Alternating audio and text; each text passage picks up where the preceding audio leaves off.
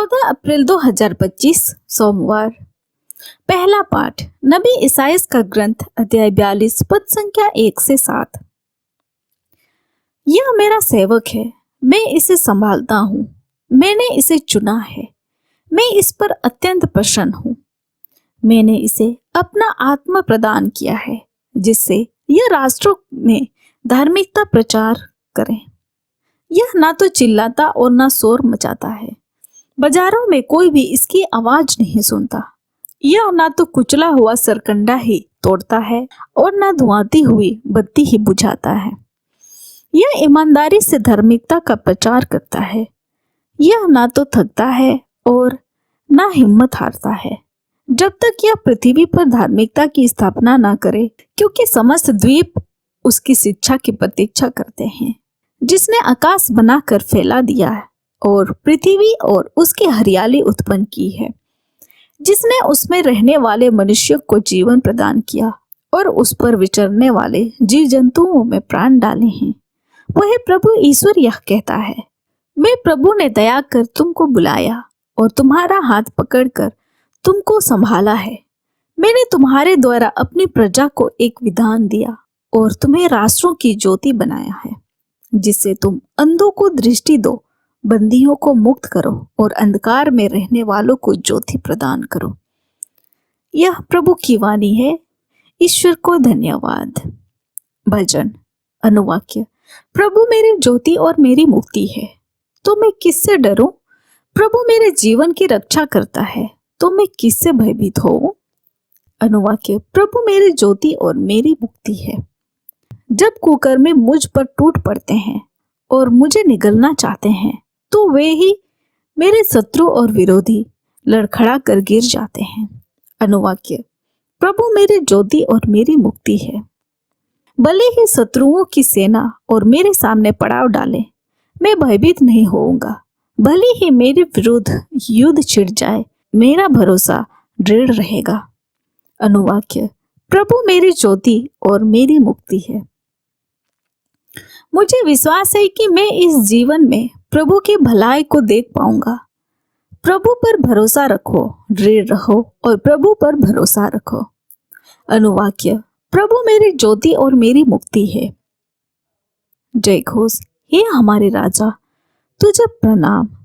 तूने ही हम पापियों से सहानुभूति दिखाई। संत योहन के अनुसार आज का पवित्र सुसमाचार अध्याय 12 पद संख्या 1 से 11। पस्का के 6 दिन पहले यीशु बेथानिया आए। वहां लाजरुस रहता था, जिसे उन्होंने मृतकों में से जिलाया था। लोगों ने वहां यीशु के सम्मान में एक भोज का आयोजन किया।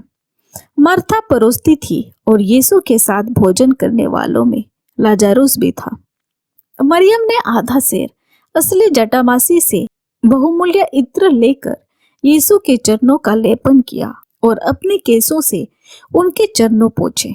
इत्र के सुगंध से सारा घर महक उठा। इस पर यीशु का एक शिष्य यूदस, जो उनके साथ विश्वासघात करने वाला था, वह बोला, 300 दिनार में बेचकर इस इत्र की कीमत गरीबों में क्यों नहीं बांटी गई? उसने यह इसलिए नहीं कहा कि उसे गरीबों की चिंता थी, बल्कि इसलिए कि वह चोर था।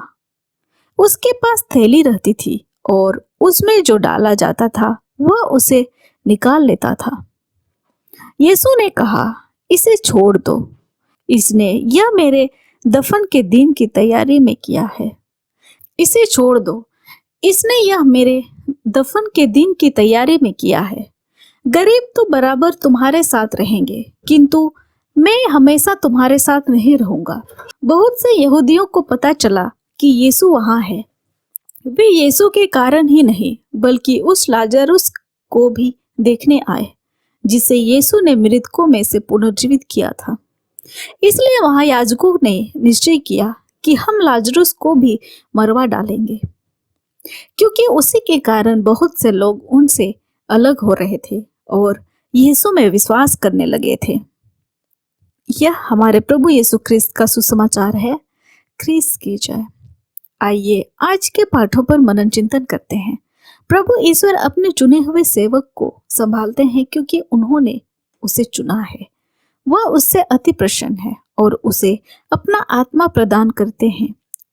कलीसिया के इतिहास में भी प्रभु ने कई सेवकों को चुना और उन्हें कलीसिया का कार्यभार सौंपा। पुराने व्यवस्था में हमें पाते हैं कि प्रभु ने कई राजाओं, नेताओं और नबियों को चुना।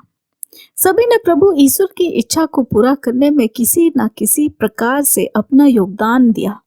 नबी ईसायास की इस भविष्यवाणी में भावी सेवक के बारे में बताया गया कि जो भी राष्ट्रों के लिए ज्योति बनेगा, प्रभु यीशु ख्रिस्त ही उस सेवक एवं ज्योति है जिसका जिक्र नबी ईसायास ने किया है, जो अंधों की दृष्टि एवं बंदियों की मुक्ति का संदेश देने आए।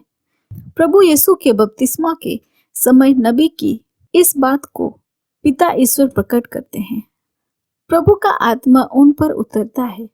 पिता ईश्वर घोषित करते हैं, यह मेरे प्रिय पुत्र है, इस पर मैं अत्यंत प्रसन्न हूँ। प्रभु यीशु अपना दूसरा बपतिस्मा लेने के लिए व्याकुल है। विश्वासघाती यूदस इस बात की बाट जोह रहा है कि प्रभु को कैसे पकड़वाएं। क्या हम सच्ची ज्योति यीशु के प्रकाश से आलोकित होते हैं? आइए हम एक दूसरे के लिए ज्योति बने। आमीन। आप सभी को जय यीशु।